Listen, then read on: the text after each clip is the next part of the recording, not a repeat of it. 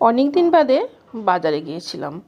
বাজার থেকে এনেছি খয়রা মাছ আর মূলো ধনিয়া পাতা দিয়ে আচ্ছা করে ঝাল ঝাল করে পাতায় দিয়েছি।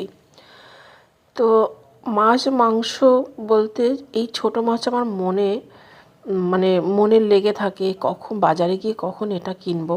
যতই বড় মাছ কিনি না কেন, এই মাছকে আমি ভুলতে পারি না।